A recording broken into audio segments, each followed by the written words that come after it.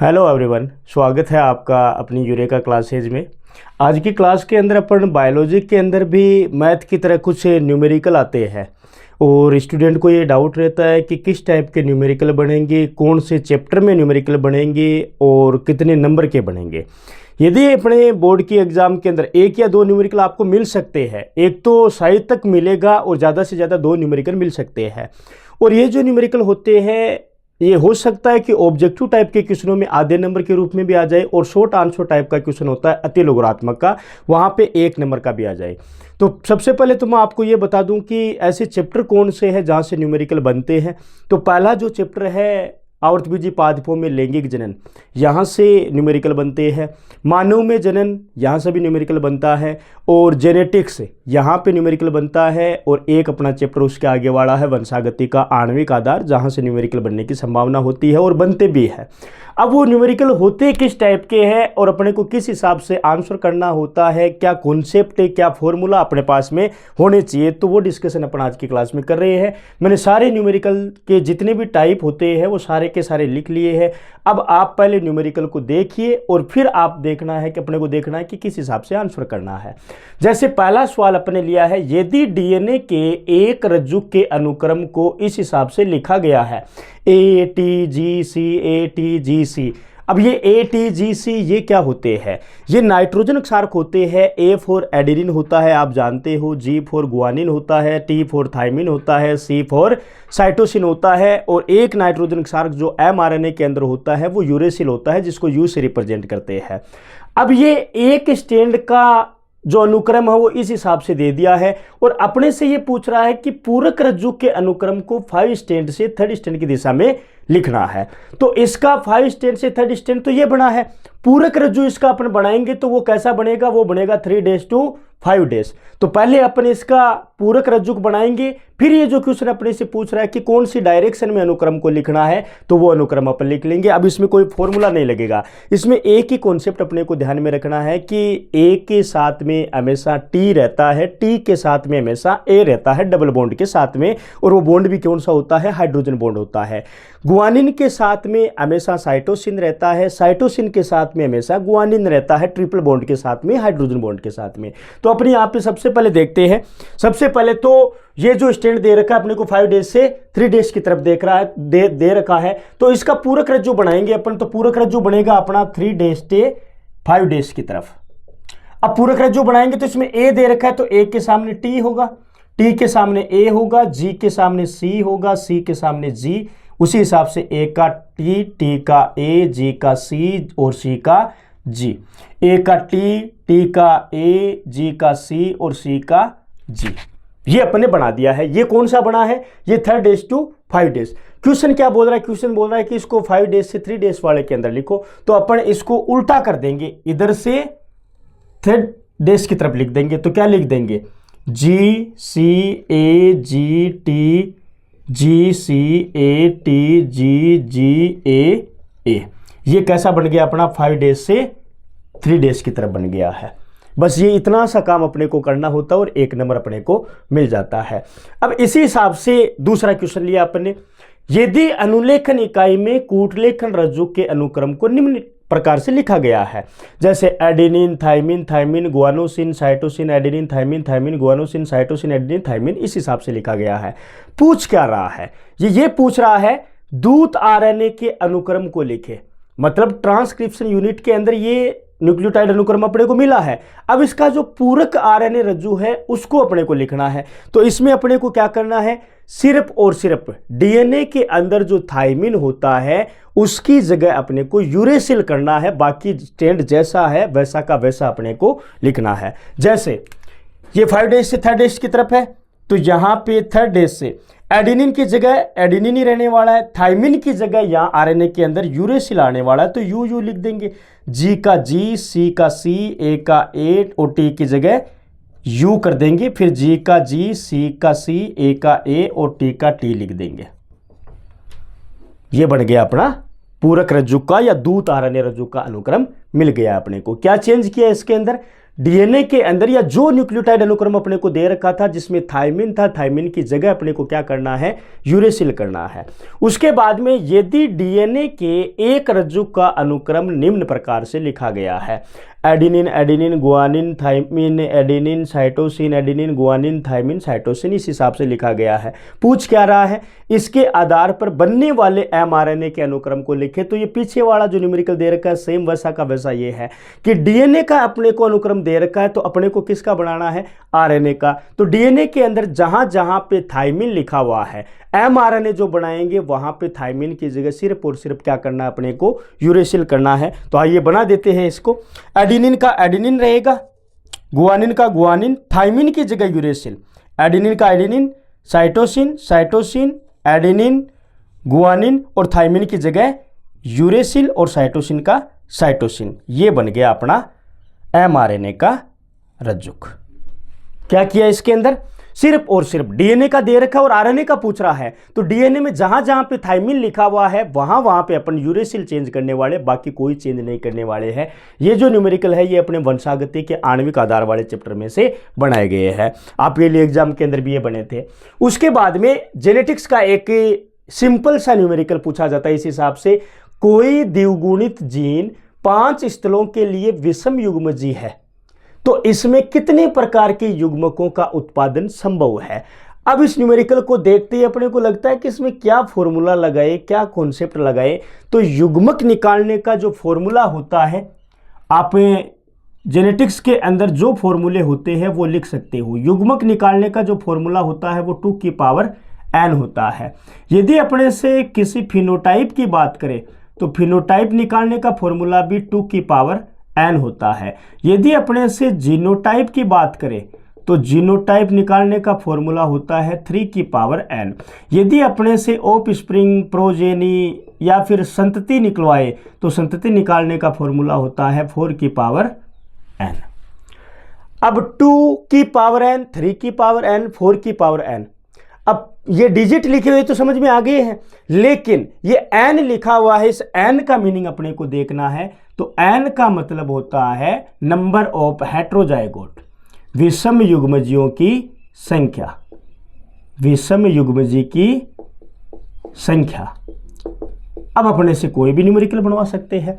जैसे अगले ने ये बोल दिया कोई द्विगुणित जीन 5 स्थलों के लिए क्या है, विषम युग्मजी है। इसका मतलब n कितने हैं, n यहां पे 5 है और पूछ क्या रहा है, युग्मक। तो युग्मक निकालने का फॉर्मूला क्या होता है, 2 की पावर n और n कितना है 5, तो 2 की पावर 5।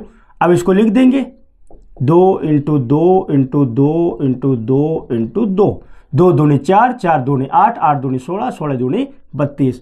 मतलब इसमें कितने युग्मक बनेंगे, 32 युग्मक बनेंगे।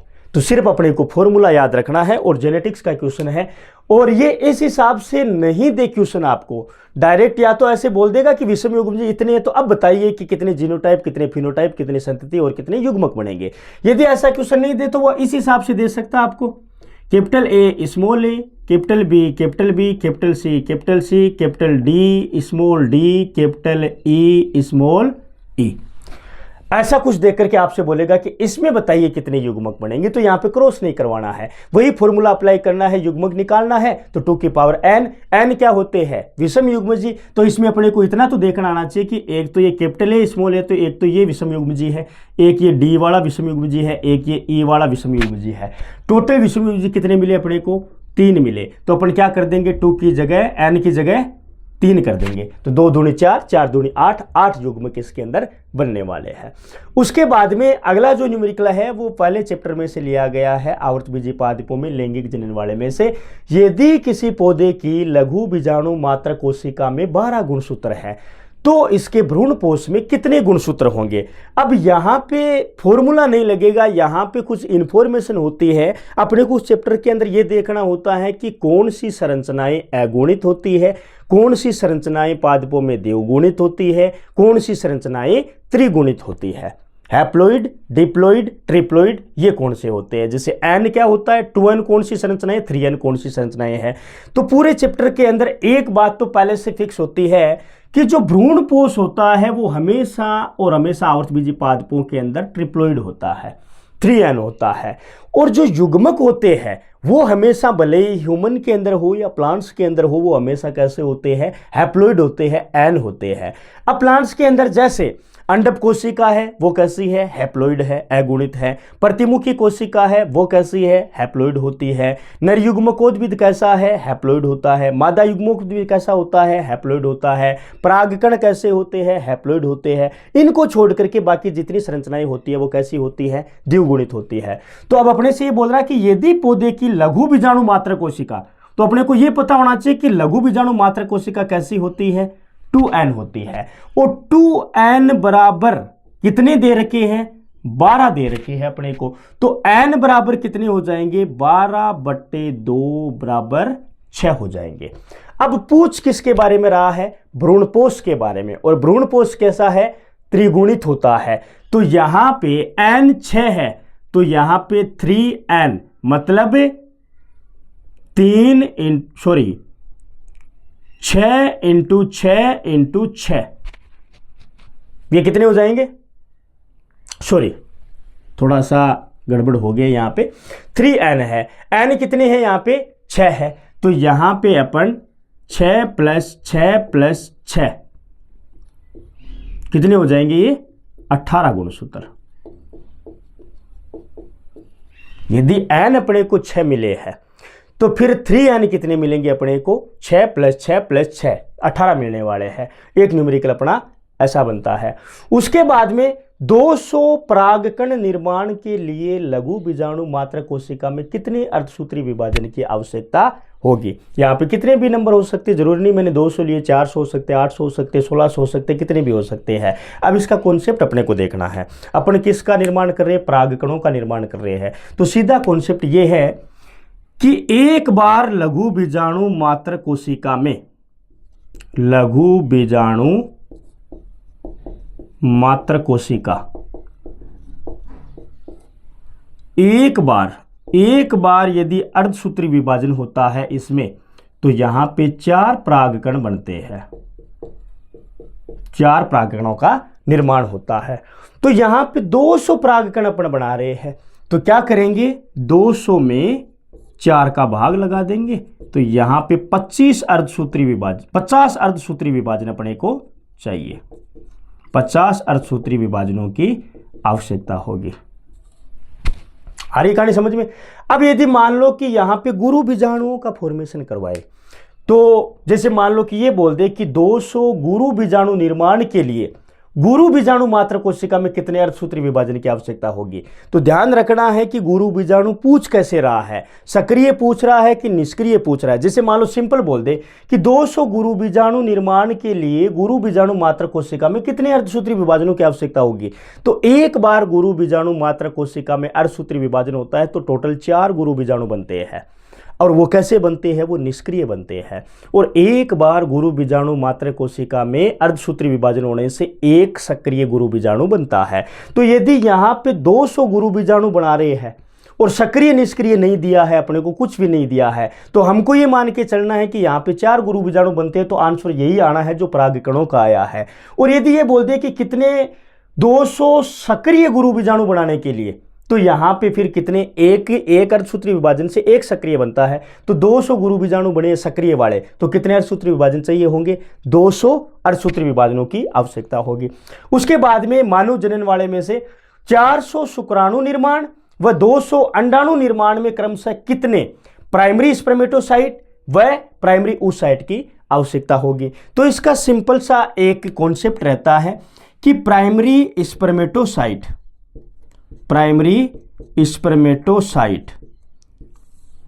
से, एक प्राइमरी स्पर्मेटोसाइट से 4 शुक्राणु बनते हैं और एक सेकेंडरी स्पर्मेटोसाइट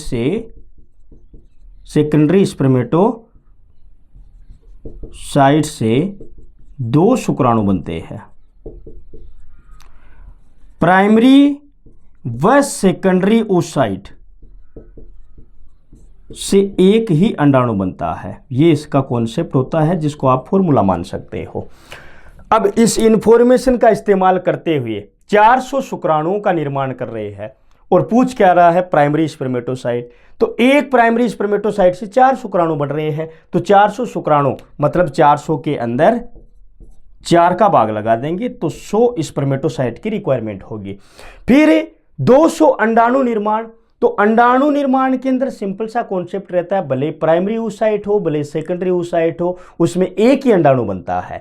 तो यहां पे 200 अंडाणु बना रहे हैं, तो 200 के लिए अपने को 200 प्राइमरी oocyte चाहिए और 200 अंडाणु निर्माण के लिए 200 ही सेकेंडरी oocyte चाहिए। कितने भी नंबर दे दे, अंडाणु वाले के अंदर जितने क्वेश्चन में दे रहा है उतने की जरूरत पड़ने वाले है, लेकिन शुक्राणु वाले के अंदर यदि प्राइमरी स्पर्मेटोसाइट की बात कर रहा है तो एक प्राइमरी स्पर्मेटोसाइट से 4 शुक्राणु बनते हैं, और यदि सेकेंडरी, जैसे मान लो कि 400 शुक्राणु निर्माण करने अपने को, तो इसमें कितने सेकेंडरी स्पर्मेटोसाइट की जरूरत पड़ेगी। तो यहाँ पे सेकेंडरी स्पर्मेटोसाइट से, एक सेकेंडरी स्पर्मेटोसाइट से 2 शुक्राणु बन रहे हैं, तो यहाँ 400 के अंदर अपन 2 का भाग लगा देंगे, तो यहां पे 200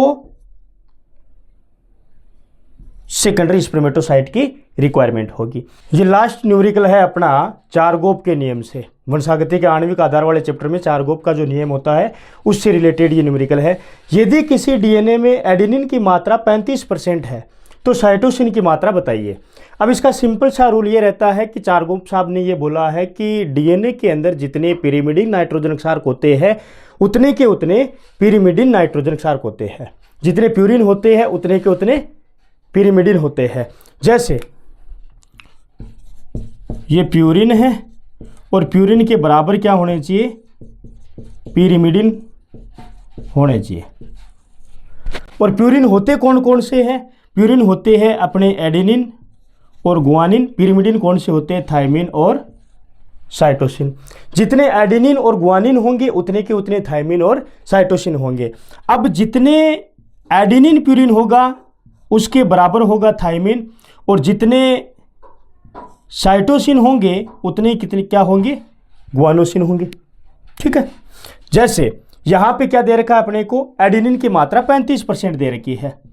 अब 35% एडेनिन है तो 35% क्या होना है अपना, थायमिन होना है। बच गए कितने, 35 और 35 कितने हुए, 70, बच गए 30, जिसमें 15% तो क्या आ जाएगा, गुआनिन, और 15% क्या आ जाएगा, साइटोसिन। अब इसका एक फॉर्मूला रहता है A+G/T+C,